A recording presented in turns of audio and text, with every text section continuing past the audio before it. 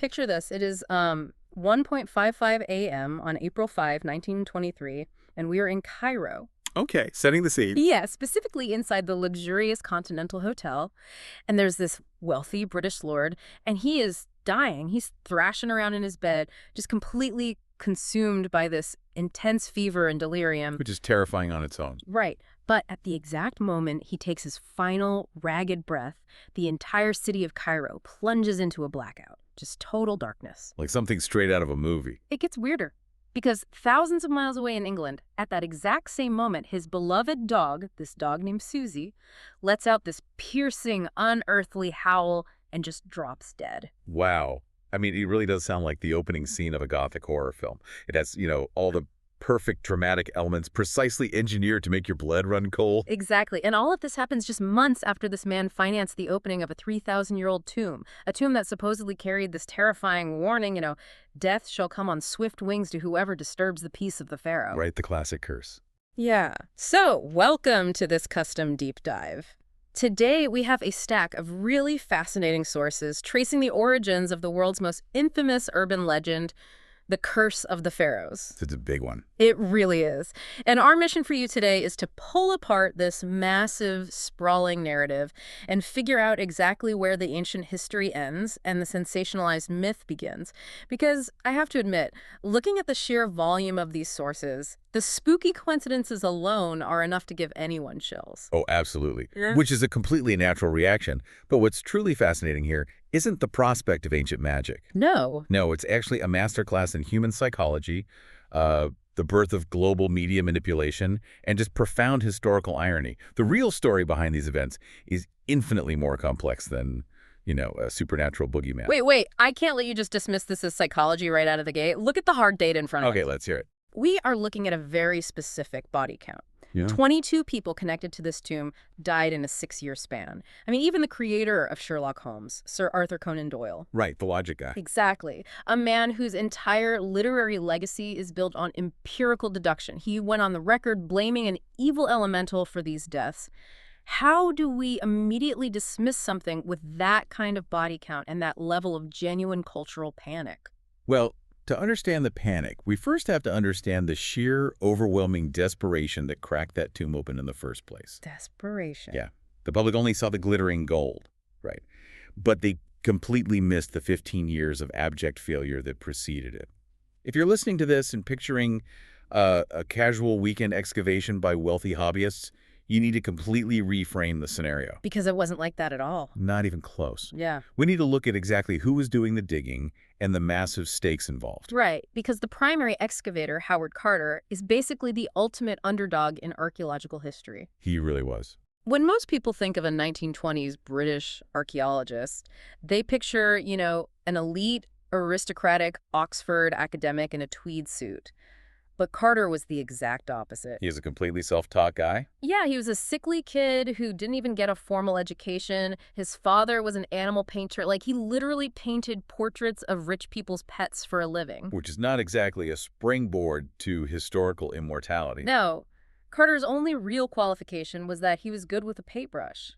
He gets sent to Egypt at just 17 years old simply because an aristocrat liked his watercolors and they needed someone to copy tomb drawings. So he was a complete outsider to the academic establishment, which, made him desperate to prove himself. And that desperation perfectly matched his sponsor, Lord Carnarvon. The man who died in the Cairo hotel. Exactly.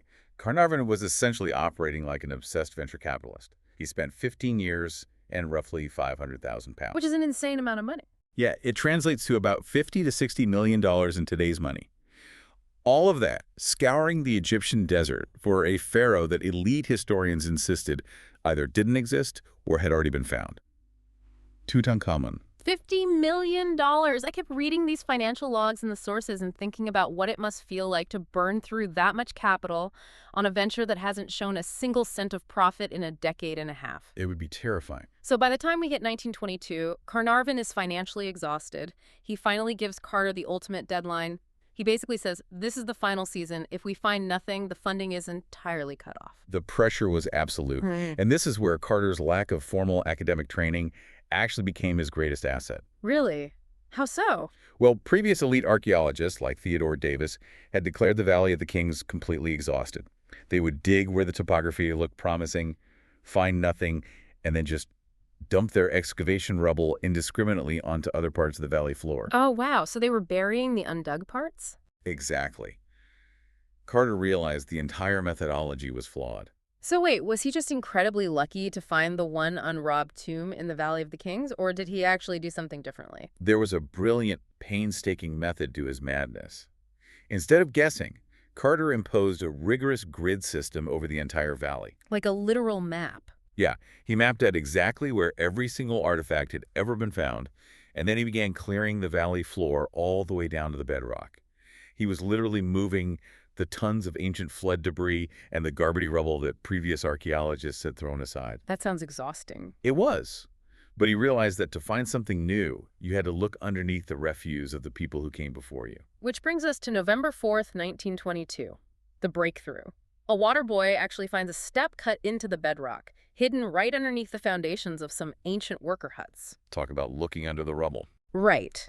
They dig furiously, and by November 24th, they uncover a sealed plaster door. And stamped on that door is the royal seal of Anubis, the jackal-headed god of the afterlife, right alongside the name Tutankhamun. The moment of truth. Which sets up November 26th, the absolute climax of the search. Carter chisels a tiny hole in the top corner of the doorway, and he holds up a flickering candle to test for toxic gases. I can't even imagine the tension. Carnarvon is standing right behind him in the dark, trembling, and he asks, "Can you see anything?" And Carter gives what has to be the most legendary reply in history. He just whispers, "Wonderful, wonderful." Gives you goosebumps. Ugh. Because what he was looking at was a time capsule that had remained entirely undisturbed for 3 millennia. Over 5,000 objects piled to the ceiling. They found a 10-kilogram solid gold death mask, a dagger forged from meteorite iron, chariots, and a solid gold coffin. The sheer volume of wealth is staggering. It really is. But if we connect this to the bigger picture, this monumental triumph, the absolute greatest archaeological discovery in human history, was the exact catalyst that birthed the deadly myth. Because it was just too big to be normal. Exactly. The sudden unearthing of unimaginable, untouched wealth practically demanded a supernatural narrative to balance it out in the human mind. And the transition from the joy of discovery to this creeping sense of dread happens incredibly fast. We go straight into events that feel like heavy-handed foreshadowing in a horror movie. The canary. Yes, Carter had this golden canary he kept in a cage at his house. A few days after they opened the tomb, an assistant hears a commotion, runs to the cage, and finds a cobra inside, eating the canary. Which is such a potent symbol. Yeah. If you are listening to this and you're familiar with Egyptian iconography, you know that snake isn't just a random predator. That's the uraeus. Yeah. It is the literal divine protector of the pharaohs, the snake that sits right on the front of the royal crown. Exactly. Imagine you are a local worker in 1922 seeing that. They didn't see an unlucky bird, they saw the dead king striking back. That psychological seed is planted right before the physical tragedies begin. The local workforce is already on edge, and then the man financing the entire operation suddenly collapses. Lord Carnarvon's demise is, it's a bizarre comedy of errors that ends in disaster. He gets mosquito bite on his cheek. The next morning, he's shaving, and he accidentally slices the bite open with his razor. Just a terrible stroke of bad luck. It gets infected by an Egyptian fly. He completely ignores his doctor's orders, drinks a bunch of wine sent from his estate, his fever spikes, and he dies in Cairo. And the timing of it is what really poured gasoline on the fire. Oh, definitely. Just 12 days before he died, a famous novelist named Marie Corelli published a public letter in the Daily Express newspaper. She claimed she possessed a rare ancient text detailing horrific, magical punishments for anyone who robbed a tomb. And once Carnarvon actually dies, validating that novelist's warning in the eyes of the public, the floodgates open. The media narrative permanently locks into place. Yep. Every single death within a 1,000-mile radius of that tomb suddenly becomes evidence of ancient magic. The body count explodes in the papers. Over the next 6 years, 22 people connected to the tomb die. You have an American financier, George J. Gould, who visits the tomb and dies of a fever the very next day. Just boom, gone. A British industrialist, Joel Wolfe, does exactly the same thing. Carter's own team members, Arthur Mace and Professor Breasted, both pass away. The radiologist who x-rayed the mummy, Sir Archibald Douglas Reed, suddenly dies. The list just keeps growing. And the horror really peaks in 1929. Carter's personal secretary, Richard Bethel, dies of blood clots. When his 78-year-old father, Lord Westbury, hears the news, he is so distraught he jumps from a seventh-floor window in London. It is an undeniably staggering sequence of tragedies. And here's where it gets really interesting. In 1926, they are doing an autopsy on Tutankhamun's mummy. The doctor, Douglas Derry, discovers a circular lesion, a round mark on the mummy's cheek. It is in the exact same physical spot as Lord Carnarvon's fatal mosquito bite. So again, I have to challenge this. With victims this specific dying of strange fevers and the matching mark on the mummy's cheek, at what point does a string of coincidences become statistically impossible to ignore? It's a fair question, but it raises a fundamental point about how the human brain operates under stress. We are biologically hardwired to find patterns, a phenomenon known as epiphenia. Connecting the dots. Exactly. Especially when faced with the unknown. The source material points out a profound psychological truth. What we don't understand terrifies us. That makes sense. When seemingly healthy people drop dead suddenly, and we lack a clear medical explanation, our brains desperately try to connect the dots to create a narrative that makes sense. So you're saying a curse is actually a comfort mechanism? Exactly. A curse implies that the universe has rules, cause and effect. You disturb a tomb, you get punished. We would much rather believe in an ancient magical hitman executing a specific plan than accept the terrifying reality that life is just incredibly random, fragile, and chaotic. That is fascinating. We invent the monster so we don't have to face the void. Very well put. Which actually leads us perfectly to the reality of the supposed monster behind all this. Because if we want to demystify this curse, we have to look at the historical reality of Tutankhamun himself. We do. And the facts completely shatter the image of this all-powerful, vengeful phantom. Yes, they do. To understand the Boy King, you have to look at the absolute systemic collapse he was born into. His father was a pharaoh named Akhenaten, and Akhenaten threw Egypt into total socio-economic anarchy. He forced a massive religious shift, right? For thousands of years, Egypt had a whole pantheon of gods. And then Akhenaten takes the throne and declares, nope, there is only one god now, the sun disk, Aten. He closes the traditional temples, strips the priests of their power, and completely moves the capital city out into the middle of the barren desert. It was unprecedented. The sources describe this, and it's not just a religious disagreement. It's a complete infrastructure collapse. It would be like a modern leader, not just changing the national religion, but simultaneously firing the entire Federal Reserve, erasing the global banking system, and forcing the government to operate out of an empty sandbox. The entire societal machine ground to a halt. It was a devastating era known as the Amarna period. So what happens next? Well, when Akhenaten dies, the throne passes to this 8- or 9-year-old boy, originally named Tutankhamun. He inherits a ruined, bankrupt country where the traditional gods have supposedly abandoned them and the economy is in shambles. This little kid is forced to clean up his father's mess. He reverses the policies, reopens the traditional temples, and changes his own name to Tutankhamun, which honors the old king of the gods, Amun. A massive PR move for a child. Right, and then he dies by the time he's 18 or 19. But the physical, medical reality of this kid is heartbreaking. It really is. For decades, there were murder theories.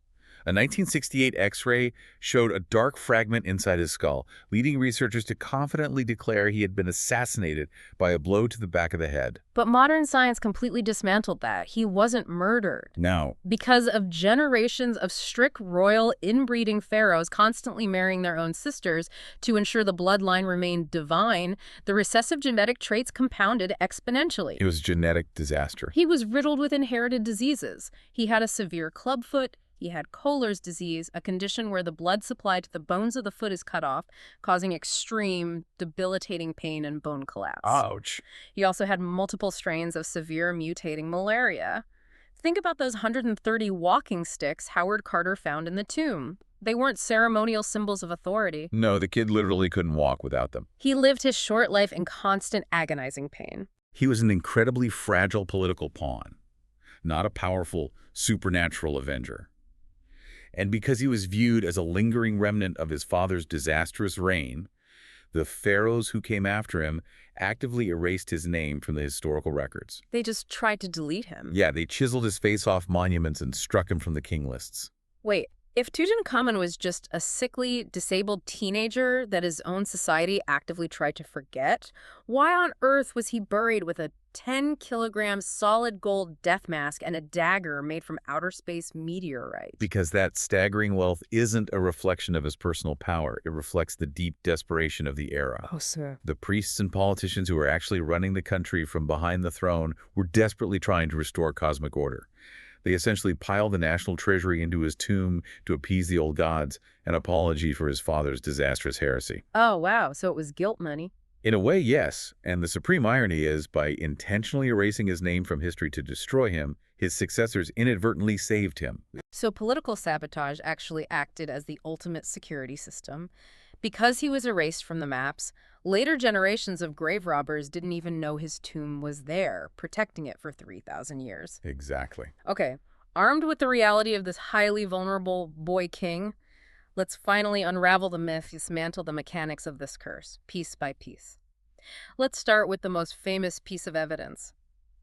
That terrifying inscription, "Death shall come on swift wings to whoever disturbs the peace of the Pharaoh." What's incredible here is that the inscription never existed. Never existed. It wasn't mistranslated or misunderstood. It was entirely fabricated from thin air. That is wild. Decades later, the tomb's chief of security, Richard Adamson, finally confessed to the whole thing. Yep, the truth came out. He explained that a reporter came up to the excavation site, specifically asking if they had found any ancient curses.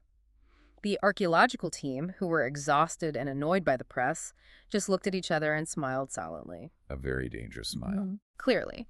Because based entirely on that single silent smile, the journalist went back to his desk and completely fabricated the curse tablet, perfectly mimicking the dramatic writing style of that novelist, Marie Corelli.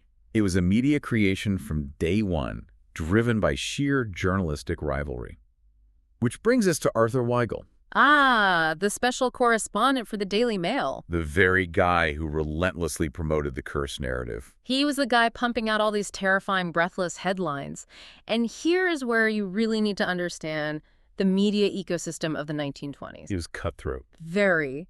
The Times of London had purchased the exclusive global rights to the tomb discovery. They had a complete monopoly on the actual archaeological facts. The other newspapers, like the Daily Mail and the Morning Post, couldn't legally report on the artifacts. So they had to get creative. Right. To sell papers, they had to invent a supernatural thriller. The whole story about the matching mosquito bite mark on the mummy's cheek, pushed by the Morning Post purely for circulation. It's the exact equivalent of modern viral fake news. Where engagement and clickbait matter infinitely more than the truth. Oh, and the cherry on top.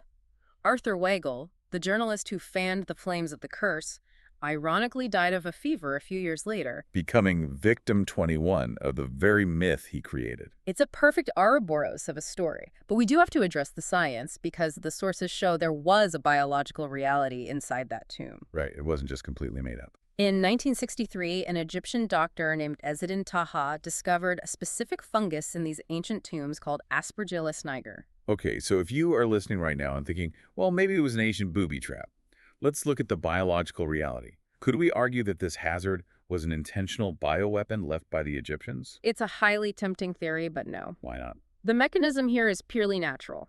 Think about what a tomb is. It's a sealed, dark environment filled with organic materials, baskets of food offerings, dried flowers, linen, and embalmed bodies. A perfect petri dish. Over thousands of years, these decay, and fungi like Aspergillus niger thrive. The spores go dormant in the stagnant air. But the moment Howard Carter breached that door, he introduced fresh oxygen and the humidity of human breath. And they wake up. The spores aerosolized. If inhaled, they cause severe respiratory inflammation, which can be highly dangerous, especially to people who already have weakened immune systems. But it wasn't a booby trap. It was just basic biology. And more importantly, it's curable with basic modern antibiotics. Though, in a very dark, almost comedic twist of fate, Dr. Tama actually died in a car crash right after holding the press conference to announce his fungus discovery. Oh my goodness. The curse narrative just absolutely refused to die. But let's look at the hard facts, those early coincidences that started the panic. The blackout in Cairo. Totally normal. The city had constant rolling power cuts due to poor infrastructure in the 1920s. A blackout was a totally normal Tuesday. Carnarvon's dog howling and dying. What about that one? Yes, the dog died, but when you factor in the time zone difference between Cairo and England, the dog died at 4 a.m., hours after Carnarvon had already passed away at 1:55 a.m.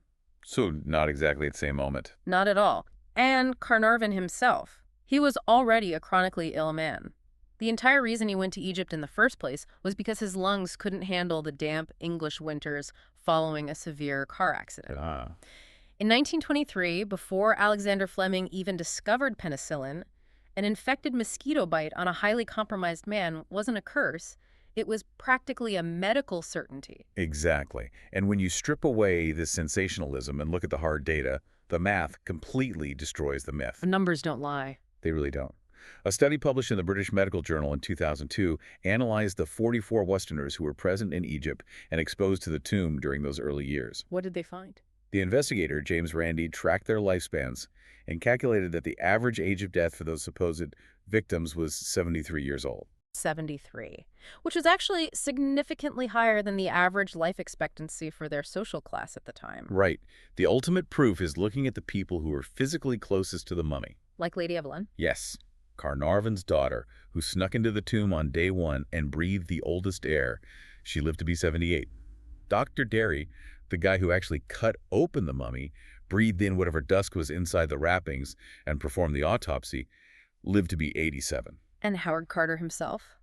The man who chiseled the hole, disturbed the peace, and physically pulled the boy king from his golden coffin, he lived to be 64. He survived for 16 years after opening the tomb, perfectly healthy. And whenever reporters would hound him about the curse, demanding to know if he was afraid of the dark magic, Carter had the perfect, simple response. You would just look at them and say, I am still alive. I am still alive. That is such an incredible mic drop. Truly.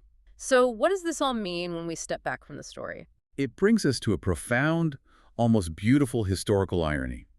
The ancient Egyptians had a core theological belief. They believed a person undergoes a second, true death only when their name is no longer spoken on earth. To erase a name was to annihilate the soul. Precisely. Tutankhamun's political successors tried to erase him, damning him to that true, final death in the void. But because they erased him, the grave robbers ignored him, and his tomb survived intact. And then Carter comes along. When Howard Carter, this uneducated, sickly painter's son, finally brushed away the sand, he spoke the name and literally gave the boy king eternal life. Today, Tutankhamun is arguably the most famous pharaoh to ever exist. Through Carter, the boy king can also say, I am still alive. We've seen today how a mix of ancient political tragedy, desperate archaeological ambition, and the ruthless cutthroat nature of 1920s newspaper monopolies created an urban legend that outlasted almost everyone involved. It's a testament to the raw power of a good story.